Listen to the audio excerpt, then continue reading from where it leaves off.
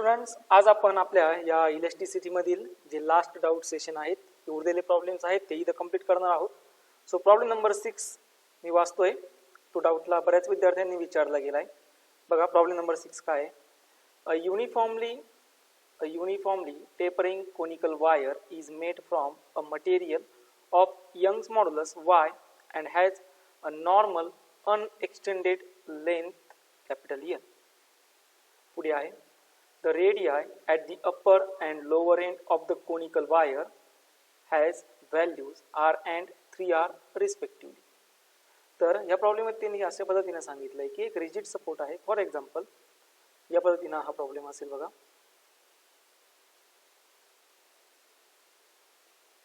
अशा पद्धतीचा एक रिजिड सपोर्ट असेल. त्यानंतर ह्या रिजिड सपोर्टला there is a formation of conical shape.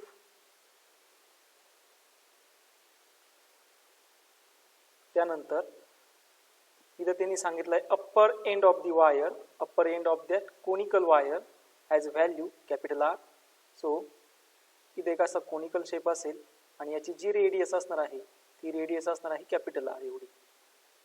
He radius एवढी रेडियस. ओके, डिफरंट कलरनेच बघा दाखवू शकतो.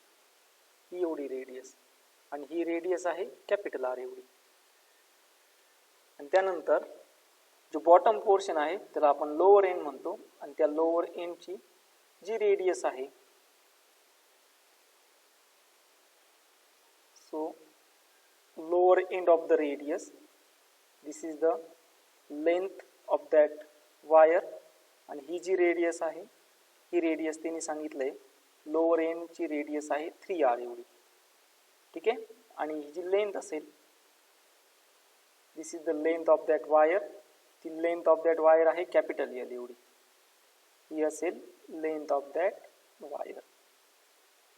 आणि ती किती आहे तर तीही तिने दिलेली आहे, ती आहे कॅपिटल एल एवढी. ओके, असा हा problem. This is one end. Okay, आता पुढे काय बघूया. The upper end of the wire is fixed to a rigid support. ठीक आहे, अप्पर एंड एका रिजिड सपोर्टला फिक्स आहे. and a mass m is suspended from its lower end. आणि त्यांनी असं सांगितलं की मास आहे कॅपिटल एम एवढं आणि ते या ठिकाणी अटॅच केलेलं आहे. या ठिकाणी असं कॅपिटल एम एवढं मास अटॅच केलेलं आहे. ठीक आहे. आता कॅपिटल एम मास जर अटॅच केला असेल तर ऑब्विसली ही जी वायर असेल ना एल एवढ्या लेंथची, याचं काय होणार आहे, एक्सटेन्शन होणार आहे. आणि तेच तुम्हाला विचारलं द इक्विलिब्रियम एक्सटेंडेड लेंथ. बघा त्यांनी काय सांगितलं, the equilibrium extended length of this wire would equal to, काय फाईंड करायला लावलं, equilibrium length of that extended wire. असं तुम्हाला क्वेश्चन विचारलाय. आता याला सॉल्व्ह कसं करूया ते समजून घेऊ. ठीक आहे, चला आता हे पूर्ण प्रॉब्लेम असेल या पद्धतीचा हा प्रॉब्लेम तुमच्या समोर येईल. बघा रे, जनरल हा जो कोनिकल शेप असणार आहे जो वायर पासून बनलेला आहे. आणि जर मी इथं कुठेही याचं एक्सटेन्शन बघितलं, फॉर एक्झाम्पल मी इथं जर याचं एक्सटेन्शन बघितलं एवढ्या रिजनवरती, एवढ्या रिजनमध्ये येणारं एक्सटेन्शन, हे एक्सटेन्शन पूर्ण ओव्हर बॉडीमध्ये काय असेल, सेमच असणार. म्हणजेच मला काय करायचं आहे, extension of the length find करायचं असेल तर त्यासाठी मला एक छोटासा इलेमेंट घ्यावा लागेल. त्याला म्हणतो आपण एक्सटेंडेड इलेमेंट किंवा लेंथ इलेमेंट आपण घेत असतो. फॉर एक्झाम्पल मी एक्स एवढ्या लेंथवरती एक इलेमेंट घेतला. ही एक्स एवढी लेंथ असेल, एक्स एवढ्या लेंथवरती हे जे डिस्टन्स आहे, हे डिस्टन्स किती आहे, एक्स. त्यानंतर एक इलेमेंट घेतो मी, छोटासा इलेमेंट, आणि याच्यासाठी जे एक्सटेंडेड लेंथ एक्सटेन्शन फाईंड करणार आहे तेच एक्सटेन्शन सगळ्यासाठी सेमच असणार आहे. मग हे जे एक्सटेन्शन आहे ते आहे dx एवढं. बरोबर आहे. ठीक आहे, चला एक इलेमेंट घेतला एक्स एवढ्या लेंथवरती, कोणता इलेमेंट घेतला, dx एवढा इलेमेंट घेतला. त्यानंतर बघा इथून जर एवढं डिस्टन्स घेतलं, हे जर डिस्टन्स घेतलं तर हे डिस्टन्स किती असेल. आता हे डिस्टन्स तुम्हाला फाईंड करायचं. ठीक आहे, प्रॉब्लेम तसा खूप इझी आहे, फक्त व्यवस्थित लक्ष द्या. आता हे डिस्टन्स किती असेल, ऑब्विसली इथून एवढं डिस्टन्स एक्स जर असेल तर हे डिस्टन्स किती येऊन जाणार आहे, एक्स एवढं येऊन जाणार आहे. त्यानंतर त्या लेंथ सोबत याने अँगल फॉर्म केलेला आहे, तो अँगल आहे थीटा. हे जर डिस्टन्स मी असं कन्सिडर करतो की हे एवढं डिस्टन्स आहे आर, एवढं सेंटरपासून या पॉईंटपासून इथपर्यंत डिस्टन्स आहे आर, तर हे जे रिमेनिंग डिस्टन्स असेल हे रिमेनिंग डिस्टन्स किती येऊन जातं, आणि हे रिमेनिंग डिस्टन्स असणार आहे 3r मायनस स्मॉल आर एवढं. जर याचा मी स्लोप घेतला, स्लोप किती असतो tan थीटा, म्हणजे tan थीटाची व्हॅल्यू किती येऊन जाते मग अपोजिट डिवाइडेड बाय ऍडजसंट असेल, म्हणजेच तो येऊन जातो 3r minus small r divided bye किती असणार आहे x, याला म्हणतो मी इक्वेशन 1. आता मला फाइंड करायची आहे tan थीटाची व्हॅल्यू. tan थीटाची व्हॅल्यू फाइंड करण्यासाठी मी काय करतो आता, तर या tan थीटाची व्हॅल्यू फाइंड करण्यासाठी जी नोन रेडियस आहे त्या नोन रेडियस पासून इथपर्यंत मी एक काय टाकलं, एक परपेंडिक्युलर टाकली इथपर्यंत, बरोबर आहे. ठीक आहे, मग आता हा परपेंडिक्युलर टाकला असेल तर हे डिस्टन्स किती झालं, इथून एवढं आर एवढं, हे डिस्टन्स झालंय आर एवढं. मग हे रिमेनिंग डिस्टन्स किती असणार आहे, कुठून एवढं, इथून इथपर्यंत, बरोबर आहे. 3r टोटल डिस्टन्स आहे, 3r मधून r जर गेलं तर हे डिस्टन्स उरतं 2r एवढं, आणि इथं फॉर्म झालेला अँगल आहे थीटा. म्हणजे आता ही डायग्राम कशी झाली असेल बघा, या पद्धतीची डायग्राम असेल. हा अँगल असणार आहे थीटा, हे डिस्टन्स असणार आहे ऑब्वियसली 2r, हा अँगल असेल थीटा, ही लेंथ असणार आहे कॅपिटल एल एवढी. मग इथं tan थीटा किती होऊन जातो, सगळ्यांना माहिती tan थीटा किती असेल मग 2r अपॉन कॅपिटल एल, याला म्हणतो मी इक्वेशन 2. मग दोन्ही इक्वेशन जर कम्पेअर केलं तर इथं राईट हँड साईडला मी व्हॅल्यू टाकणार 2r upon L is equal to, इकडे असणार आहे 3r minus small r upon किती असेल x. यावरून मला स्मॉल r व्हॅल्यू भेटेल, किती होऊन जाते small r value, very good, 3r minus 2r x upon किती असेल l. हे काय फाईंड केलं, तर हे मी डिस्टन्स फाईंड केलं. ज्या ठिकाणी मी लोड अटॅच करणार आहे, ज्या ठिकाणी लोड अटॅच करणार आहे तिथून एक्सटेन्शन होणार आहे तिथपर्यंतचं डिस्टन्स, जे एवढं डिस्टन्स मी फाईंड केलं आर एवढं डिस्टन्स, याला म्हणतो मी इक्वेशन 3. ओके, आता इक्वेशन 3 भेटलं, बरोबर आहे. मग आता आपल्याला काय फाईंड करायचं आहे, ऍक्च्युअली आपल्याला फाईंड करायचं आहे एक्सटेंडेड लेंथ. मग एक्सटेंडेड लेंथ साठी जो फॉर्म्युला असतो तो सगळ्यांना माहिती, Young's modulus is equal to FL upon A multiply by काय असतो डेल्टा एल. आणि तुम्हाला विचारलं इथं बघा रे, equilibrium extended length, equilibrium extended length याचा अर्थ काय, ज्यावेळेस हे लोड अटॅच केलं जाणार आहे त्यावेळेस ही वायर अशी काहीतरी खाली जाईल ना, लोड अटॅच केल्यानंतर हे टोटल विचारलंय, टोटल लेंथ विचारलंय, टोटल लेंथ. ही टोटल लेंथ आपल्याला काय करायची आहे, फाईंड करायची आहे. आता टोटल लेंथ म्हणजे एक्सटेन्शन. आता सध्या मी जी एक्सटेन्शन फाईंड करतोय ती कशासाठी फाईंड करतोय, या स्मॉल एवढ्या इलेमेंटसाठी, एवढ्या इलेमेंटसाठी मला काय फाईंड करायचं आहे, एक्सटेन्शन फाईंड करायचं. आणि ते जे एक्सटेन्शन येणार आहे ते कुठेही पोर्शन जरी घेतला त्या सगळ्या ठिकाणी काय असेल, सेमच असेल. मग ते एक्सटेन्शन आणि ही लेंथ दोन्ही काय करून देणार, ऍड करून देणार, म्हणजे आपल्याला काय भेटेल, ऍक्च्युअल किती एक्सटेंड झाला तो. मग आता हा फॉर्म्युला काय होऊन जातो, delta L is equal to FL upon A multiply by किती असणार आहे, कॅपिटल वाय. आता याला मी स्मॉल इलेमेंट म्हणतो म्हणून याला म्हणणार मी DL. F किती असतो सगळ्यांना माहिती, बरोबर. F कशाच्या फॉर्म मध्ये असणार आहे, mg च्या फॉर्म मध्ये. लेंथ किती घेतली बघा, ही एवढी लेंथ घेतली, किती लेंथ घेतली, dx एवढी. याची ह्या इलेमेंटची छोटी लेंथ, ही छोटी लेंथ मी घेतली. लेंथ मी व्हर्टिकली मोजते ना, त्यामुळे ही छोटी लेंथ किती आहे, dx. म्हणून एल च्या ऐवजी किती असणार आहे, dx. इथं एल इज इक्वल टू किती असेल, dx एवढा, डिवाइडेड बाय एरिया किती असतो, pi into r square multiply by काय असणार आहे, यंग्स मॉड्युलस, बरोबर आहे. मग यामधून मला जर एक लेंथ फाइंड करायची असेल तर मला काय करावं लागेल, इंटिग्रेट करावं लागेल. म्हणजेच इंटिग्रेशन 0 टू काय असणार आहे, DL. DL ही कोणची असणार आहे, एक्सटेंडेड लेंथ, ही लिमिट घेतलं. ओके, त्यानंतर इथं असणार आहे 0 टू कुठपर्यंत घेतोय मी, तर याचं लिमिट असेल L पर्यंत, कारण की हे जे असेल एक्सटेन्शन dx एवढं हे पूर्ण लेंथसाठी असेल, हे पूर्ण इथून तर इथपर्यंत एवढ्या लेंथसाठी असेल.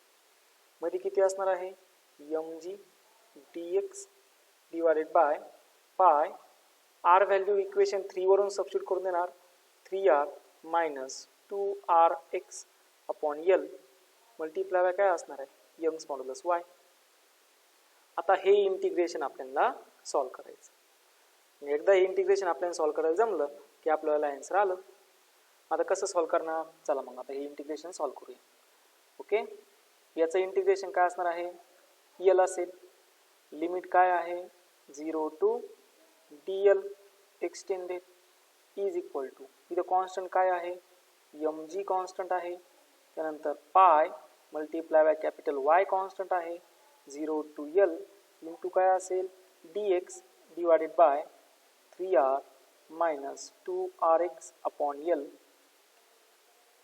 याचं इंटिग्रेशन असेल. मग आता इंटिग्रेशनचं फॉर्म्युला तुम्हाला येतं. या टाईपचं इंटिग्रेशन तुम्ही बऱ्याच वेळी मॅथमॅटिक्समध्ये सॉल्व्ह केलं असेल. आता इथं काय असणार आहे upper limit minus lower limit, म्हणजे dl of e is equal to येऊन जाणार आहे mg upon pi multiply by y, आणि याचं जे इंटिग्रेशन असेल याचं इंटिग्रेशन इथं आर स्क्वेअर आहे. ओके, इथं स्क्वेअर आहे. याचं इंटिग्रेशन असणार आहे minus 1 upon 3r minus 2rx upon l. इथं पॉवर असेल मायनस 2 प्लस 1 म्हणजे किती असतो -1. इंटिग्रेशनचा फॉर्म्युला माहिती ना, x raise to n dx is equal to x raise to n plus 1 upon n plus 1. आणि या ठिकाणी n ची व्हॅल्यू किती आहे, n इज इक्वल टू 2 आहे. कोणचा -2 आहे, -2. n is equal to -2. -2 plus 1 divided by काय असेल -2 प्लस 1, त्यामुळे इथं साइन काय आलं -1. आणि इथं असेल -1 म्हणजे ती टर्म असणार आहे 3r minus 2rx upon l. इथं असणार आहे -1 मल्टिप्लाय बाय या रिमेनिंग टर्मचं काय असणार आहे डिफरन्शिएशन, आणि ते येऊन जातं व्हेरी गुड असणार आहे minus 2r upon l raise to किती असेल -1. हे असेल याचं ॲक्च्युअल इंटिग्रेशन. बरोबर आहे, म्हणजे तिथे येऊन जातो multiply by -1 upon 2r upon किती असेल l असेल. आणि लिमिट कुठून कुठपर्यंत आहे 0 टू l पर्यंत. हे असं सिम्पलचं इंटिग्रेशन. आता हे पुढे असणार आहे dl ऑफ e, इथं असेल mg upon pi multiply by y minus, आणि इथला मायनस काय होऊन जाईल प्लस होऊन जाईल. हा अपॉन l आहे तो वरती जाणार, l अपॉन तो येऊन जातो 2r multiply by 3r minus 2rx upon किती असेल l असेल. लिमिट काय असणार आहे 0 टू l पर्यंत. बरोबर आहे, एकदम सिंपल आहे. बघा इंटिग्रेशन जमलं पाहिजे. एकदा इंटिग्रेशन तुम्हाला जमलं सगळे प्रॉब्लेम तुम्हाला सुटतात. आणि तुमचं मॅथमॅटिक्स मध्ये आता इंटिग्रेशन झालंय. पुढे काय असतं dl ऑफ e, कॉन्स्टंट काय आहे l upon 2r.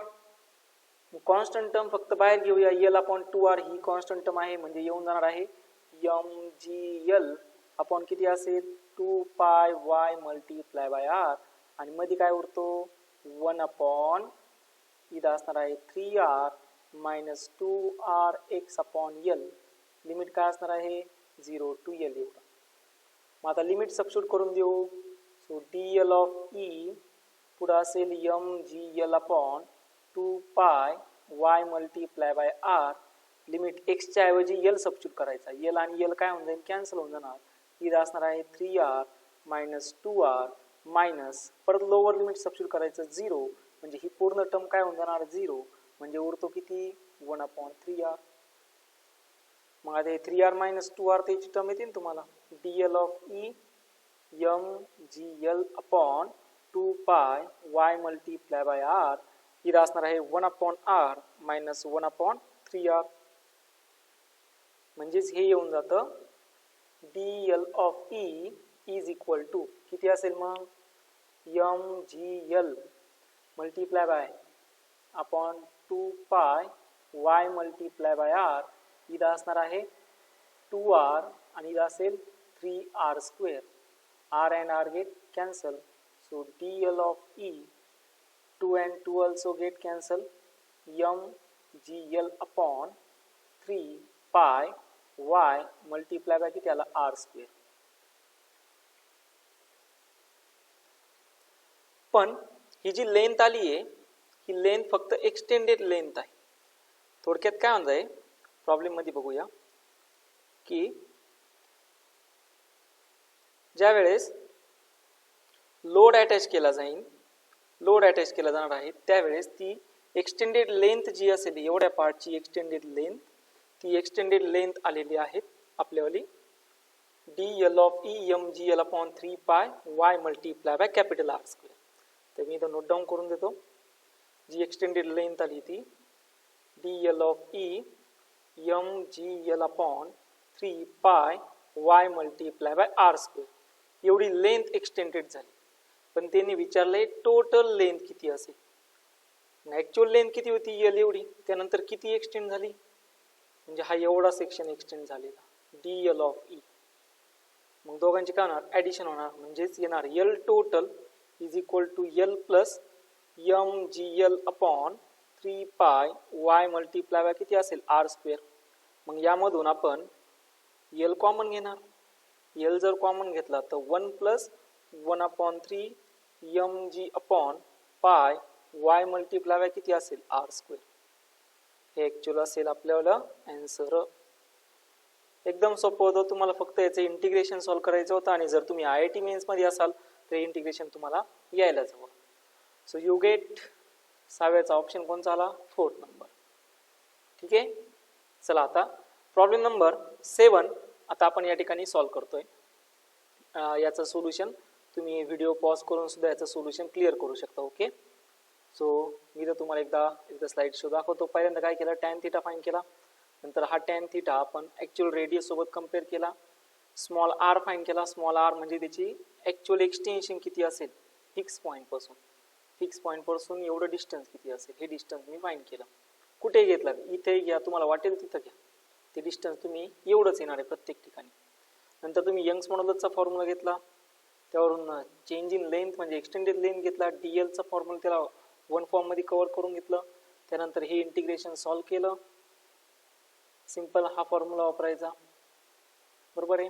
Integration solve केल्यानंतर लिमिट सबस्टिट्यूट केलं फक्त, आणि लिमिट सबस्टिट्यूट केलं तर तुम्हाला ही एक्सटेंडेड लेंथ भेटेल आणि ती एक्सटेंडेड लेंथ तुम्हाला टोटल लेंथ मध्ये टाकून द्यायची. होप सो सगळ्यांना हा प्रॉब्लेम व्यवस्थित जमेल असं कन्सिडर करतो. आणि आता या पुढील प्रॉब्लेमला चलतो. बघा, या टाईपचे प्रॉब्लेम विचारले जात असतात. JEE मेन्स 2016 मध्ये हा प्रॉब्लेम विचारला गेला आहे. सो त्यामुळे तुमच्याला जेवढं कॅल्क्युलेशन आणि जेवढी अंडरस्टँडिंग फास्ट असेल तुम्हाला तेवढे प्रॉब्लेम सॉल्व्ह होऊ शकता. अजून एक महत्त्वाची सूचना, केंद्राकडून गाईडलाईन आलेल्या आहेत की 15 ऑक्टोबर पासून पूर्ण देशामध्ये स्कूल आणि कॉलेजेस चालू करण्यासाठी आता आपल्या आत्ताच मंत्र्यांनी कॉन्फरन्स घेतलेली आहे. त्याच्यामध्ये त्यांनी असं सांगितलं की आपले जे शाळा कॉलेजेस आहेत ते दिवाळीनंतर चालू होऊ शकतात, सुरुवात होऊ शकते. दिवाळीनंतर त्यांचा असा विचार चालू आहे की 9वी ते 12वीचे स्कूल आणि कॉलेजेस चालू होतील. सो त्या दृष्टीने आता तुम्हाला तयारी करायची आहे. कुठल्याही परिस्थितीत पुढच्या मंथमध्ये किंवा डिसेंबरमध्ये तरी शाळा ह्या चालू होणारच आहे. त्यानुसार तुम्ही मागचा पूर्ण सिलेबस जो असेल तो आता कव्हर करून घ्या, मागचा पूर्ण स्लॅक कव्हर करून घ्या आणि लेटेस्टमध्ये अपडेट लेक्चरमध्ये येत चला. आपलं हे इलॅस्टिसिटीचं शेवटचं लेक्चर आहे. यानंतर आपण सरफेस टेन्शनला सुरुवात करणार आहोत. चला आता 7 नंबरचा डाऊट आहे, तो 7 नंबरचा डाऊट मी घेतोय. प्रॉब्लेम असा आहे, a simple pendulum made up of a bob of mass small m and a metallic wire of negligible mass has a time period is 2 second. बघा, एक सिंपल पेंडुलम आहे, त्या सिंपल पेंडुलमचा टाइम पिरियड किती आहे, 2 second. म्हणजेच तो कुठला pendulum आहे, सेकंड्स पेंडुलम आहे. At t is equal to 0 degree Celsius. त्यासाठी टेम्परेचर किती होतं, 0 डिग्री सेल्सिअसला टाइम पिरियड किती होता, 2 सेकंद एवढा सेकंड्स पेंडुलमचा. ओके, पुढे बघा, सेकंड्स पेंडुलम माहिती आहे तुम्हाला, ज्या पेंडुलमचा टाइम पिरियड हा 2 सेकंद असतो त्याला जनरल आपण काय म्हणत असतो, सेकंड्स पेंडुलम म्हणतो. पुढे असं सांगितलं, if the temperature of the wire is increase and the corresponding change in its time period is plotted against its temperature, the resulting graph in the line of slope yes. बघा, पुढे त्यांनी काय सांगितलं की टेम्परेचर आहे ते temperature increase केलं तर टाइम पिरियड काय होणार आहे, त्यांनी टाइम पिरियड आणि टेम्परेचरचा एक ग्राफ प्लॉट केलाय आणि त्याचा जो स्लोप असेल तो असेल यस एवढा. आणि विचारलं, if the coefficient of linear expansion of the metal is alpha, obviously coefficient of linear expansion आहे alpha, then the value of S is. आता तुम्हाला फाइंड करावं त्या स्लोपची व्हॅल्यू किती असेल. असा हा प्रॉब्लेम आहे. प्रॉब्लेम सगळ्यांना क्लिअर झाला असेल. चला मग आता सॉल्व्ह करूया, एकदम याला क्लिअर करतो. तर आता या प्रॉब्लेम मध्ये त्यांनी एक सिंपलसा ग्राफ प्लॉट केला आहे. तो ग्राफ आहे त्याच्या एका ॲक्सिस वरती त्यांनी घेतला आहे टेम्परेचर, एका ॲक्सिस वरती आहे टेम्परेचर आणि एका ॲक्सिस वरती आहे चेंज इन टेम्परेचर. आणि तो ग्राफचा जो स्लोप असेल, स्ट्रेट लाईन ग्राफ आहे, ग्राफचा जो स्लोप आहे तो यस किती असेल असं त्यांनी सांगितलं. बरोबर आहे. मग आता त्यासाठी त्यांनी टाइम पिरियड जो दिला आहे तो आहे t is equal to 2 simple पेंडुलमचं इक्वेशन. ते किती असतं, यल अपॉन जी एवढं. t is equal to 2 root of L upon जी. आणि हा जो टाइम दिलाय ना तो आहे 2 सेकंद एवढा. म्हणजेच 2 is equal to 2 root of किती असणार आहे, यल अपॉन जी. याला म्हणतो मी इक्वेशन 1. आणि ज्यावेळेस टेम्परेचर वाढणार आहे, चेंज इन टेम्परेचर असेल त्यावेळेस काय असेल, म्हणजे T prime is equal to असणार आहे 2 अपॉन म्हणजे 2 आता लेंथ जी होणार आहे ती लेंथ वाढणार आहे. मग लेंथ किती वाढणार आहे, L plus L alpha T divided by किती असेल, जी असेल. अल्फा म्हणजे coefficient of expansion, linear expansion, आणि टेम्परेचर काय होत गेलं, वाढत गेलं. लेंथही काय होत जाणार आहे, वाढत जाणार आहे. म्हणजेच T prime is equal to असेल 2 रूट ऑफ यल जर कॉमन घेतला तो 1 plus alpha multiply by T divided by किती असेल, जी असेल. आता हे root of L upon G multiply by 2 म्हणजे किती असतो, तर त्याची व्हॅल्यू असते 2 सेकंद. बरोबर. म्हणजेच ती येऊन जाते. आता जर इथं बघितलं 2 इथं असणार आहे रूट ऑफ यल अपॉन जी आणि ही व्हॅल्यू असेल 1 plus alpha multiply by T raise to किती असेल 1/2. आता तुम्हाला काय करायचं आहे, ह्या point 1 plus alpha multiply by T raise to 1/2 या टर्म्सकडे आता तुम्हाला सर्वांना लक्ष द्यायचं. ही टर्म मी कशी सोडवणार, बाय युझिंग, यासाठी मी वापरतो बाय युझिंग बायनॉमियल एक्सपान्शन. हे ग्राफ आपलं जे लॉग टेबल असतं ना, लॉग टेबल मध्ये हे बायनॉमियल एक्सपान्शन दिलंय.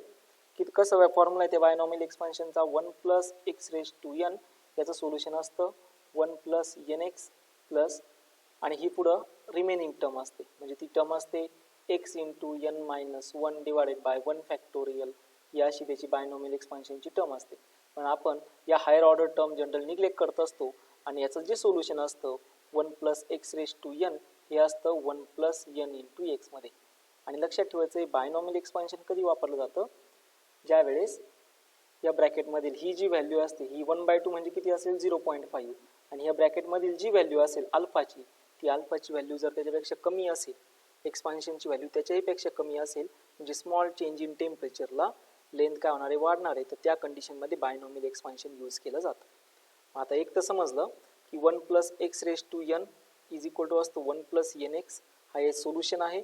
आणि हे सोल्युशन आपल्याला वापरायचं आहे 1 प्लस अल्फा टी मध्ये. मग इथं एक्स इज इक्वल टू किती, अल्फा टी. मग आता याचं सोल्युशन याच्यासारखंच असेल. कसं येऊन जातं, 1 प्लस, व्हेरी गुड, एन किती आहे 1/2 मल्टीप्लाय बाय किती असेल अल्फा टी. हे याच्यावर काय असणार आहे, सोल्युशन असणार आहे. म्हणजेच आता हे जे इक्वेशन असेल ना, T prime is equal to 2 root of L upon G multiply by किती असणार आहे 1 plus 1/2 multiply by alpha T. आणि by the equation 1 2 root of L upon g म्हणजेच किती आहे 2. So you get T prime is equal to 2 multiply by 1 plus 1/2 multiply by alpha t. So t prime is equal to आला 2 plus alpha multiply by t. आला final temperature, याला म्हणतो मी final temperature, sorry final time. Okay, this is the final time. आणि हा जो आहे ना 2 सेकंड साठीचा, दिस इज इनिशियल टाइम. बरोबर. आणि त्यांनी काय विचारलं, देताना तुम्हाला दिलाय सिंपल पेंडुलम मध्ये टेम्परेचर दिलाय, टाइम पिरियडचा ग्राफ हा प्लॉट केलाय. मग आता याच्याला जो चेंज इन टाइम असेल तो असेल T final minus T initial. T final आलाय आपल्याकडं, T final. So time is equal to किती असणार आहे, T final minus T initial. T final किती आला 2 प्लस अल्फा टी, आणि इनिशियल टाइम किती होता 2 second. T and T get cancel. So change in time is equal to किती आला अल्फा मल्टीप्लाय बाय टी. आम्ही काय फाईन करतोय, चेंज इन टाइम फाईन करतोय. आता ग्राफ जर बघितला, ग्राफमध्ये दिलंय बघा delta T versus T graph. मग delta T versus T graph बघा, delta T is equal to alpha multiply by T plus C. हे इक्वेशन झालंय Y is equal to M X plus C सारखं. मग इथं एम व्हॅल्यू किती आली alpha. M म्हणजे काय सांगितलं त्यांनी स्लोप, आणि या स्लोपची व्हॅल्यू किती आली अल्फा. मग आपला आन्सर किती असेल, हे आला आपल्याला आन्सर किती alpha. So you get option 7चं किती आलं सेकंड. सो इथं करेक्शन करायचं, इथं किती नंबर असेल 2 नंबर असेल. ओके, होपसो सगळ्यांना हा प्रॉब्लेम व्यवस्थित समजला असेल. फक्त टाइम पिरियड फाईन केला, एक्सटेंडेड लेंथची व्हॅल्यू टाकली 1 plus alpha T, binomial expansion use केलं, आणि नंतर चेंज इन टाइम आणि ग्राफ बरोबर याच्या स्लोप बरोबर फक्त काय केलं कंपॅरिझन केलं. ओके ठीक आहे, हा प्रॉब्लेम व्यवस्थित सगळ्यांना समजला असेल असं कन्सिडर करतो. आणि एक्सरसाइज 3 मधील जे डाऊट आहे ते घेतो. सो एक्सरसाइज 3 मधील जे डाऊट विचारले गेलते त्यामधील आता 1 बाय 1 आपण डाऊटला सोल्युशनला सुरुवात करूया. सो या एक्सरसाइज 3 मधील प्रॉब्लेम नंबर 2 हा विद्यार्थ्यांनी डाऊटला विचारला होता. तो प्रॉब्लेम नंबर 2 मी घेतोय बघा. Problem number 2 is a steel wire 1.5 meter long and of a radius 1 millimeter is attached with a load 3 kg at one end. The other end of the wire is fixed and it is built in a vertical circle of frequency 2 Hz. The elongation of the wire when weight is at lowest position. आणि Young's modulus दिला आहे, acceleration due to gravity सुद्धा दिलाय. आता कसं सोडवणार बघा. तर जनरल केलं काय केलं त्यांनी, एक वायर घेतली आणि ती व्हर्टिकल सर्कलमध्ये फिरते. त्याची जी फ्रिक्वेन्सी दिली आहे ती फ्रिक्वेन्सी आहे 2 हर्ट्स एवढी. याची अँग्युलर फ्रिक्वेन्सी किती असणार आहे, ती असते 2 पाय मल्टिप्लाय बाय एफ. म्हणजे 2 पाय मल्टिप्लाय बाय किती असेल 2, म्हणजे किती होऊन जातं ते 4 पाय रेडियन पर सेकंड मध्ये. ही त्याच्यावाली अँग्युलर फ्रिक्वेन्सी आली. आता अँग्युलर फ्रिक्वेन्सी भेटली, या ठिकाणी विचारले तुम्हाला इलॉंगेशन ऑफ द रॉड किती असेल. देत असताना त्यांनी तुम्हाला लोड दिलाय. लोड म्हणजे किती मास अटॅच केलं ते 3 kg एवढं मास त्यांनी अटॅच केलंय. फोर्स किती असेल मग फोर्स, आता जो ऍक्च्युअल फोर्स असणार आहे तो force by the weight plus तो आता मूव्ह पण होणार आहे. म्हणजे ती वायर जर अशी असेल तर ती एक असं व्हर्टिकल सर्कल परफॉर्म करणार आहे. म्हणजे इथे अटॅच असणारं वेट mg आणि त्यानंतर हा जो फोर्स असेल तो कुठला सेंट्रिपिटल फोर्स. म्हणजे वेट प्लस किती असणार आहे centripetal force mv²/r. v is equal to किती असतो r मल्टिप्लाय बाय ओमेगा. याला मी कॅपिटल R घेतो. म्हणजे f इज इक्वल टू असणार आहे mg प्लस m ओमेगा² मल्टिप्लाय बाय r. हा ऍक्च्युअल फोर्स असेल. याला म्हणतो मी इक्वेशन 1. मग इलॉंगेशन विचारलं लेंथचं, म्हणजे आपण वापरणार यंग्स मॉड्युलस. तो किती होऊन जातो f capital L upon a multiply by किती असेल delta L. So delta L तुम्हाला फाइंड करायचा. f capital L a multiply by किती असणार आहे y. बरोबर आहे. मग चला व्हॅल्यू टाकून देऊ. f किती आहे mg प्लस m ओमेगा² multiply by r divided by multiply by असणार आहे कॅपिटल L डिवाइडेड बाय असेल area pi multiply by r² into काय असेल यंग्स मॉड्युलस. मग आता हा फॉर्म्युला आपल्याला तयार झाला. हा फॉर्म्युला जर तयार झाला तर आपल्याला काय काय दिलंय, आता सगळ्या व्हॅल्यू दिल्या बघा. लेंथ दिली आहे 1.5 मीटर लॉंग, रेडियस दिली आहे 1 मिलीमीटर एवढी, त्यानंतर लोड दिला आहे 3 kg, फ्रिक्वेन्सी दिली आहे 2, ऍक्सेलरेशन ड्यू टू ग्रॅव्हिटी आहे 10 आणि 2 × 10⁻11 न्यूटन पर मीटर स्क्वेअर हे दिलंय आपल्याला यंग्स मॉड्युलस. मग तुम्ही काय करायचं, हा जो फॉर्म्युला भेटलाय ना तुम्हाला, या फॉर्म्युल्यामध्ये सगळे व्हॅल्यू काय करा सबस्टिट्यूट करा. ओमेगा तर वरती फाइंड केला, त्या सर्व व्हॅल्यू सबस्टिट्यूट करा आणि आन्सर तुम्ही काय करणार फाइंड करणार. हा तुमच्यासाठीचा होमवर्क आहे आणि आन्सर त्याच्यावर आन्सर ए येतं का हे सर्वांनी व्यवस्थित चेक करायचं. ठीक आहे ओके. तर यानंतर पुढील जो तो प्रॉब्लेम आहे तो आहे प्रॉब्लेम नंबर 3. हा डाऊटला विचारला गेलाय. चला मग आता ते प्रॉब्लेम नंबर 3चं सोल्युशन घेऊया. A copper wire of length 3 meter and area of cross section 1 millimeter square passes through an arrangement of 2 frictionless pulleys P1 and P2. One end of the wire is rigidly clamped and mass 1 kg is hang from the other end. And विचारलं if the Young modulus of copper is 10 × 10⁻10 Newton per meter square. आणि विचारलं काय the elongation of the wire is. काय दिलंय Young's modulus दिलाय. Young's modulus किती आहे 10 × 10⁻10 Newton per metre square. Length दिलेली आहे किती आहे 3 मीटर एवढी. एरिया ऑफ क्रॉस सेक्शन आहे 1 × 10⁻6 मीटर स्क्वेअर. मास अटॅच केलंय ते दिलेलं आहे 1 kg आणि तुम्हाला विचारलं इलॉंगेशन किती असेल म्हणजेच डेल्टा एल तुम्हाला फाइंड करायचा आहे. तो असेल F × L / A × capital Y. F म्हणजे किती असणार आहे M × G. G किती घेणार तुम्ही 10 घ्या बरोबर. त्यानंतर इथं असणार आहे कॅपिटल L, ती लेंथ दिलेली आहे 3 मीटर एवढी. त्यानंतर एरिया ऑफ क्रॉस सेक्शन दिला आहे 1 × 10⁻6 आणि यंग्स मॉड्युलस दिला आहे 10 × 10⁻10 न्यूटन पर काय असेल मीटर स्क्वेअर. हे सॉल्व करा आणि आय थिंक तुमच्या आन्सर 0.3 मिलीमीटर येतं का हे सर्वांनी काय करायचं चेक करायचं. हा आहे तुमच्यासाठीचा होमवर्क नंबर 2. ठीक आहे. चला आता या पुढील प्रॉब्लेम घेऊया. प्रॉब्लेम नंबर 6 डाऊटला विचारला गेलाय. आता आपण प्रॉब्लेम नंबर 6 चं या ठिकाणी सोल्युशन बघणार आहोत.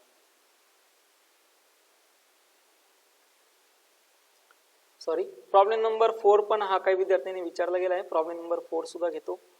डाऊटला दिलेला होता तो मी सॉल्व करतो. सो प्रॉब्लेम नंबर 4 बघा. One end of the long metallic wire of length L, area of cross section A and Young's modulus Y is tied to the ceiling. The other end is tied to a massless spring of force constant K. A mass M hangs freely from the free end of the spring. It is slightly pulled down and released. The time period is given by. तुम्हाला विचारलं time period किती असेल. या टाइपचा problem मी already घेतलाय. काय असेल for example हा एक असा रिजिड सपोर्ट असेल. या रिजिड सपोर्टला एक पहिल्यांदा त्यांनी वायर अटॅच केली याशी आणि त्या वायरला आता त्यांनी स्प्रिंग अटॅच केलेली आहे.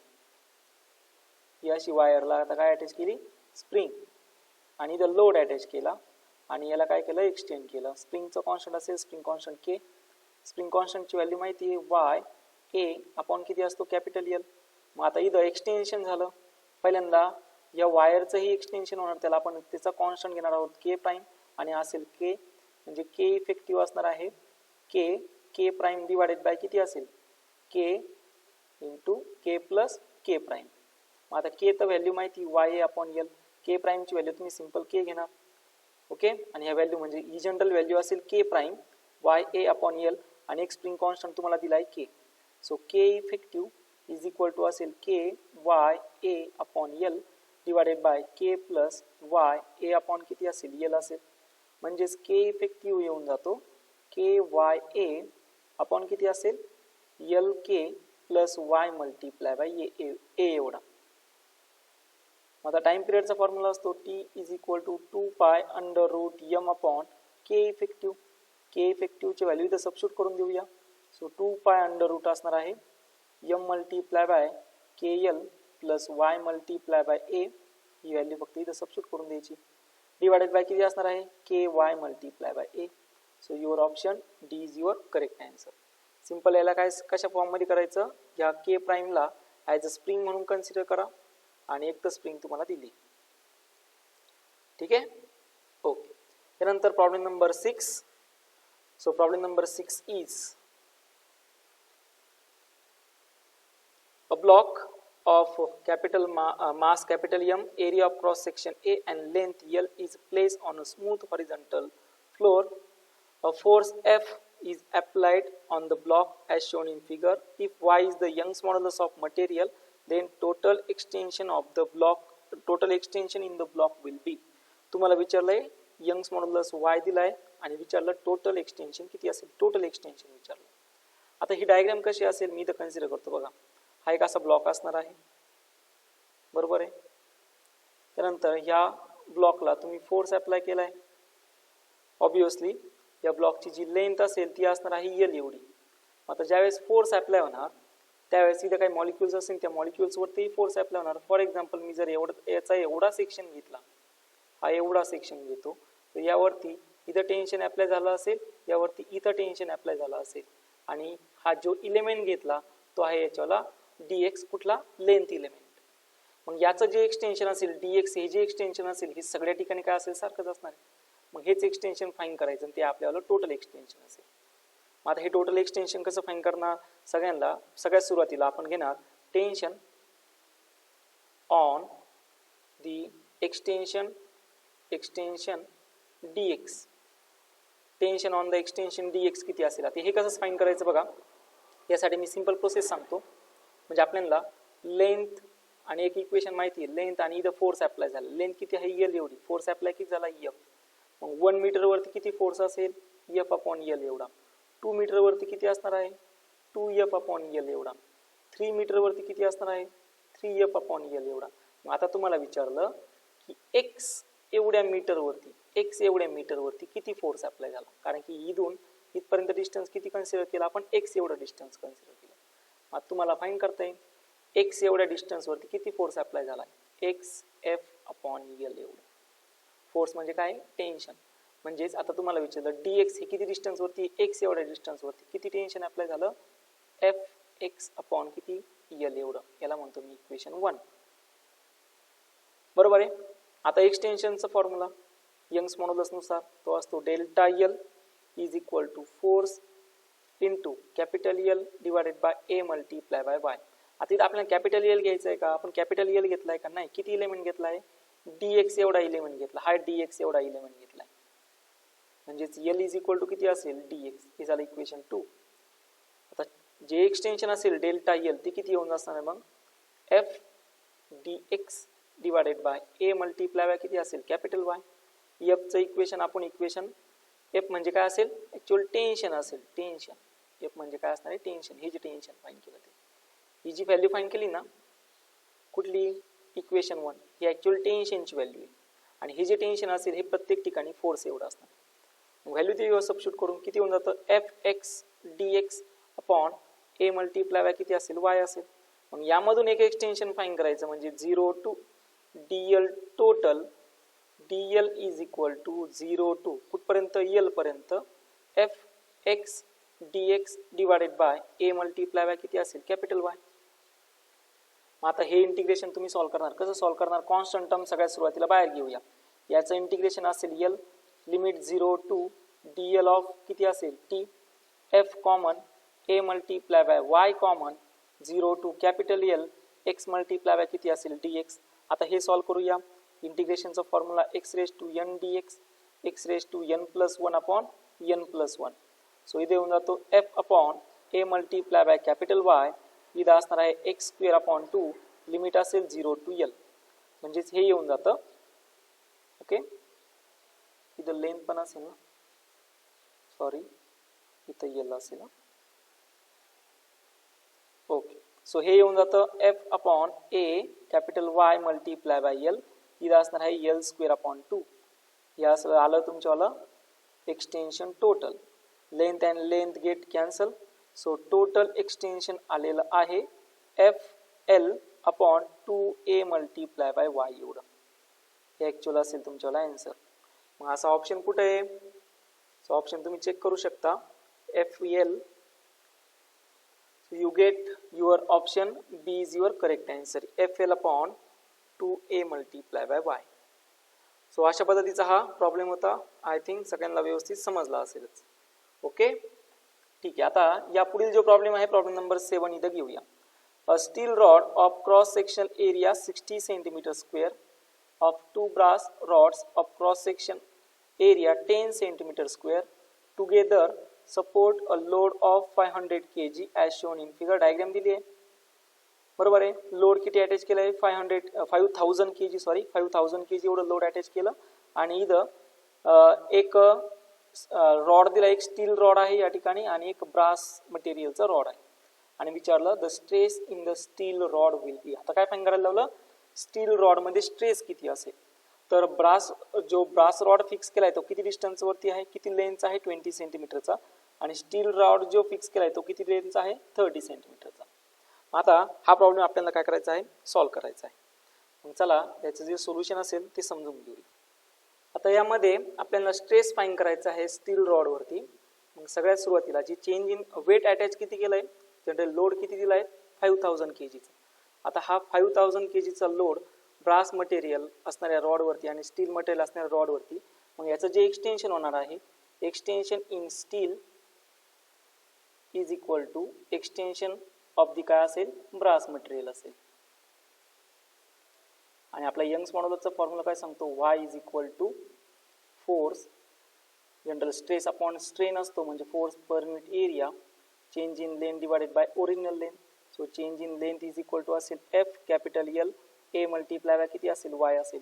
याला जर मी स्टीलसाठी घेतलं तर हा F1 हा L1 स्टील मटेरियलसाठी, एरिया मल्टिप्लाय बाय काय असेल, यंग्स मॉड्युलस. जसं स्टीलसाठी असणार आहे तसंच ब्राससाठी सुद्धा असेल. सो तो येऊन जातो F2 L2 divided by A2 आणि मल्टिप्लाय बाय काय असेल, Y2 असेल. मग व्हॅल्यू सबस्टिट्यूट करून देऊ कुठल्या, आपल्या इक्वेशन 1 मध्ये. मग काय येऊन जातं, F1 L1 divided by A1 Y1 is equal to असेल F2 L2 divided by A2 multiply by काय असेल, Y2 असेल. व्हॅल्यू सबस्टिट्यूट करून देणार. F1 तर आपल्याला फाइंड करायचं आहे, F2 आपल्याला माहित नाही. चला मग. So F1 length of the steel किती आहे, 30 सेंटीमीटर. ती पण व्हॅल्यू इथं सबस्टिट्यूट करून देऊया. Divided by area of cross section of the steel 16 centimetre square. तो येऊन जाणार आहे 16 इंटू 10⁻⁻4 मीटर स्क्वेअर. इथं असेल 30 इंटू 10⁻². F2 सुद्धाही फाइंड करायचं आहे. त्यानंतर त्याची लेंथ, आता लेंथ जी ब्रास रॉड आपण प्लेस केला आहे त्याची लेंथ आहे 20 सेंटीमीटर आणि डिवाइडेड बाय A2. इथं यंग्स मॉड्युलस असेल दोन्ही ठिकाणी. यंग्स मॉड्युलस ऑफ स्टील दिलेला आहे 2 इंटू 10⁻⁶. इथं घेतो 2 इंटू 10⁻6 सॉरी. आणि इथं असेल area of cross section of the brass दिला आहे बघा 10 centimetre square. 10 into 10⁻⁴ multiply by Young's modulus आहे 1 इंटू 10⁻⁶. आणि हे जर तुम्ही सॉल्व केलं तर ते येऊन जातं F1 is equal to 32/50 multiply by F2. हे आलं, ठीक आहे. हा आला force 1 in terms of force 2. आता त्यांनी काय विचारलं, किती वेट अटॅच केलंय, किती लोड याच्यावरती दिलाय, 5000 kg. मग 5000 kg ज्यावेळेस लोड याच्यावरती अटॅच होणार त्यावेळेस ब्रासवरती एक फोर्स अप्लाय होणार आणि स्टीलवरती एक फोर्स अप्लाय होणार. मग यावरती अप्लाय होणार फोर्स F2 आणि यावरती फोर्स अप्लाय होणार F1 असेल. म्हणजे F1 plus F2 is equal to किती लोड आहे, 5000 kg. बरोबर आहे. आता F1 म्हणजे तुम्हाला स्ट्रेस किती आहे, स्ट्रेस कशावरती फाइंड करायला लावला आहे, स्टीलवरती. म्हणजे F1 ची व्हॅल्यू तुम्हाला फाइंड करायची. सो F1 प्लस F2 किती असणार आहे, तो येऊन जातो इन टर्म्स ऑफ F1 आणि इथं हा F2 जो असेल ना, हा F2 बघा, इथला F2 आणि ह्या ब्रासवरती अप्लाय होणारा F2, म्हणजे या दोघांचे काय होणार, ऍडिशन होणार. फ्री बॉडी डायग्राम काय सांगते, समजा ही बॉडी असेल, या बॉडीने अप्लाय केलेले फोर्सेस. मग इथं जर स्टील असेल, इथं ब्रास असेल, इथं पण ब्रास असेल, यावरती अप्लाय होणारा फोर्स F2, यावरती अप्लाय होणारा फोर्स F2 आणि यावरती अप्लाय होणारा फोर्स F1. याचं जर फ्री बॉडी डायग्राम घेतली तर F2 आणि F2 किती आले, 2 टाइम्स आले. इज इक्वल टू किती आलं, 5000 kg. आता काय करायचं, व्हॅल्यू टाकायची आणि सॉल्व करायचं. बरोबर. कसं सोडवणार मग बघा, यामध्ये तुम्हाला F2 ची व्हॅल्यू या इक्वेशनवरून, F1 तर तुम्हाला फाइंड करायचं आहे, F2 ची व्हॅल्यू इक्वेशनवरून तुम्ही फाइंड करू शकता. बरोबर. मग कसं टाकणार, F1 plus 2 multiply by 15 divided bye किती असेल 32 F1 प्लस किती असणार आहे 5000. आणि आता हे सगळं तुम्ही काय करणार, सॉल्व करणार. हे सगळं सॉल्व जर केलं, कोणतं सॉल्व करायचं आहे तुम्हाला, तर तुमच्यासाठी आता सॉल्व करायला देतो मी F1 plus 2 multiply by 15 divided by 32 multiply by F1 is equal to आहे 5000. आणि हे सॉल्व करा आणि याचा आन्सर म्हणजे तुम्हाला फोर्स 1 भेटतो. फोर्स 1 येऊन जातो 2580 ग्राम एवढा.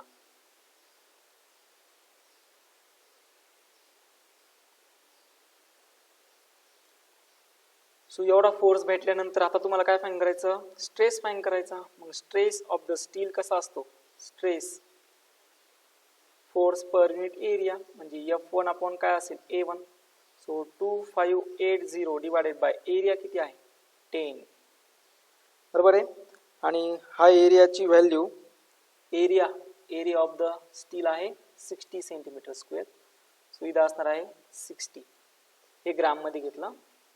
याचं जर आन्सर फाइंड केलं तर ते आन्सर येऊन जातं तुमच्यावालं 161.2 kg पर मीटर स्क्वेअर. kg पर मीटर स्क्वेअर हा काय असेल स्ट्रेस असेल. So you get your option A is your correct answer. सो अशा पद्धतीचा हा प्रॉब्लेम होता. ठीक आहे. यानंतर प्रॉब्लेम नंबर 10 डाऊटला होता, तोही घेतोय बघा.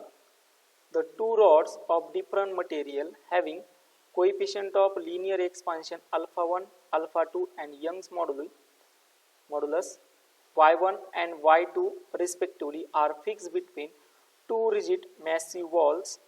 The rods are heated such that they undergoes same increase in temperature.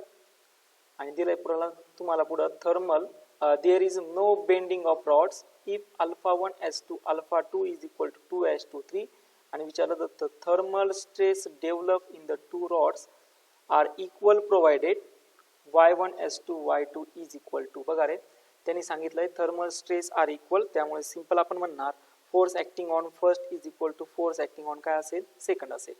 मग फोर्स आणि टेम्परेचर मधलं रिलेशन काय आहे YA अल्फा मल्टिप्लाय बाय किती असेल डेल्टा टी. यांनी सांगितलंय delta T1 is equal to किती आहे delta T2 is equal to किती आहे डेल्टा टी. म्हणजे जे इन्क्रीजिंग टेम्परेचर आहे ते सांगितलंय बघा इथं सेम आहे. आणि रेशो काय दिलाय alpha 1 upon alpha 2 is equal to 2:3. आता हे कसं सोडवणार, याला F1 YA याला म्हणतो मी Y1 एरिया कॉन्स्टंट आहे, इथं अल्फा आणि टेम्परेचर कॉन्स्टंट आहे. म्हणजे Y1 A alpha 1 delta T is equal to Y2 A alpha 2 multiply by किती असेल delta T. Area temperature cancel झाले. So Y1 upon Y2 is equal to alpha 2 upon किती असेल अल्फा 1. म्हणजेच तुमच्याला answer येऊन जातं 3/2. So you get option 3:2. Clear झालं सर्वांना. सो इथं जो नंबर आहे तो आहे 9. सो यू गेट 9चा ऑप्शन सी. ओके. खूप सगळ्यांना हा प्रॉब्लेम व्यवस्थित समजला असेलच. यानंतर पुढील जो प्रॉब्लेम आहे तो आहे प्रॉब्लेम नंबर 10. यानंतर प्रॉब्लेम नंबर 10 हा जो प्रॉब्लेम नंबर 10 आहे हा सेम यासारखा प्रॉब्लेम आहे जो आपण घेतलाय प्रॉब्लेम नंबर इथे प्रॉब्लेम नंबर 2 मध्ये. ओके. चला आता पुढील प्रॉब्लेम घेऊया problem number 13. So here is doubt number problem number 30 is doubt. बघा प्रॉब्लेम काय आहे. A steel runway track is to be stop now extended at the joints due to temperature increases. If the area of cross section of the track is 100 centimeter square, then the elastic temperature increases 20 degrees Celsius to 40 degrees Celsius. The work done per unit length will be. तुम्हाला काय विचारलं work done per unit length find करायला लावलं. Coefficient of expansion दिलेला आहे आणि Young's मॉड्युलसही दिलेला आहे. मग आता work done per unit length पहिल्यांदा सगळ्यात सुरुवातीला आपण वर्क डनचा फॉर्म्युला घेणार. Work done is equal to force multiply by काय असतं डिस्प्लेसमेंट असतं. म्हणजेच वर्क डन इज डिस्प्लेसमेंट म्हणजे या ठिकाणी होतंय डेल्टा एल एक्सटेन्शन होतंय. बरोबर आहे. मग आता आपल्याला काय फाइंड करायचं आहे फोर्स. आता 1 बाय 1 आपण या ठिकाणी फोर्स आता फाइंड करायला सुरुवात करूया. मग आता इथं जो फोर्स असेल तो फोर्स किती असतो F is equal to YA delta L upon किती असतो एल. म्हणजेच work done is equal to YA delta L upon L multiply by delta L. आणि त्याने विचारलंय work done per unit length find करायला लावलं. म्हणजे याला अपॉन लेंथ करावं लागेल. म्हणजे इथं 1 अपॉन एल ने काय करावं लागणार डिवाइड करावं लागणार आहे. So work done divided by L YA delta L into delta L divided by L bracket काय असेल स्क्वेअर असेल. हे झालं इक्वेशन 1. त्यानंतर कोएफिशियंट ऑफ एक्सपान्शनच्या टर्म मध्ये फोर्सचं इक्वेशन काय असतं YA अल्फा मल्टिप्लाय बाय किती असतो डेल्टा टी आणि यंग्स मॉड्युलसचा फॉर्म्युला वाय किती असतो force into capital L divided by area multiply by change in length बरोबर आहे ओके आता मला काय फाइंड करायचं आहे change in length divided by original length आता हे जे इक्वेशन आहे ना यामध्ये आहे हा original length divided by change in length म्हणजे delta L upon L is equal to असेल किती होऊन जातो तो बघा ही टर्म वाय ए अपॉन किती असेल एफ असेल वाय ए अपॉन एफ तो असेल F upon Y multiply by A एवढा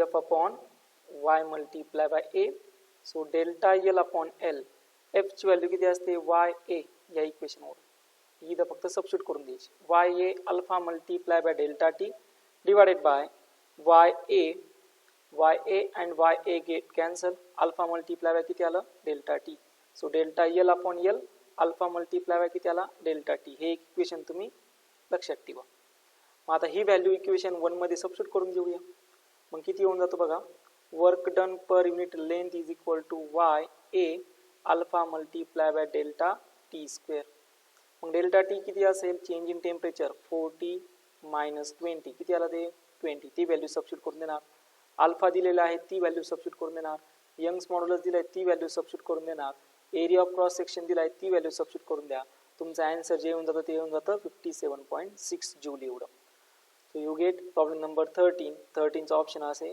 1 इथं करेक्शन क्लिअर झालं सर्वांना आय थिंक हा प्रॉब्लेम एकदम इझी होता work done per unit length is equal to Y A alpha multiply by delta T square हा सिंपल फॉर्म्युला वापरा हा कायमस्वरूपी लक्षात ठेवा work done per unit length साठी तुम्हाला तुमचे प्रॉब्लेम सॉल्व्ह होतील आता यानंतर लास्ट प्रॉब्लेम राहिलाय तो आपण घेऊया लेंदी लेक्चर झालं त्याबद्दल सॉरी पण आता एकदा क्लिअर करून घेऊ सो एक्सरसाइज 5 मधील प्रॉब्लेम नंबर 1 डाउटला होता the adjacent graph shows the extension delta L of a wire of length 1 meter suspended from the top of a roof at one end and with a load W connected to the other end if the cross section area of the wire is 10 raised to minus 6 meter square calculate the Young's modulus of the material of the wire तुम्हाला विचारलं काय Young's modulus आता तुम्हाला या ठिकाणी find करायचा मग आता यंग्स मॉड्युलस कसं फाइंड करणार पर्यंत समजून घेऊया काय काय दिलंय